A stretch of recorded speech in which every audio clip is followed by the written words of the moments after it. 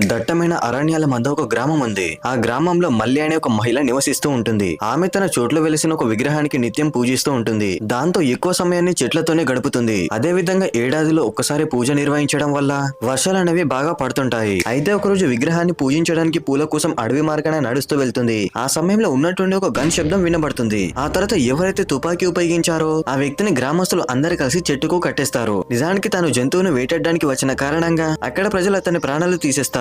ఈ సంఘటన జరిగి కొన్ని నెలలు గడిచిన తర్వాత వారుంటున్న ప్రాంతంలోకి ఒక సీతాకోక చిలుక వస్తుంది. దాంతో మల్లి వల్ల అన్నయ్య కంగారు పడి వెంటనే చెల్లెల వద్దకు వెళ్లి విషయం చెప్తాడు. నిజానికి ఈ ప్రాంతంలో సీతాకోక చిలుక కనిపించినప్పుడు భవిష్యత్తులో తమ చోటుకేదో ప్రమాదం రాబోతుందని అక్కడ ప్రజల నమ్మకం. దాంతో మళ్ళీ వాళ్ళ అన్నయ్య అదే ప్రమాదం అని తెలుసుకోవడానికి అడవి మొత్తం తిరుగుతాడు. మరోవైపు ఒక జమీందారు అడవికి వచ్చి ఒక జింకను వేటాడాలని చూస్తాడు. ఆ సమయంలో జమీందారు తుపాకీ ఉపయోగించినప్పుడు పులి గాండ్రింపు విని ఒక జింక అక్కడి నుండి పారిపోతుంది. నిజానికి ఆ శబ్దం చేసింది మళ్ళీ. ఈ విషయంలో జమీందారు చాలా కోపంగా ఉంటాడు. వీడియో నచ్చితే ఒక లైక్ చేసి ఇంట్రెస్ట్ ఉన్న మూవీ చూడండి ఫ్రెండ్స్.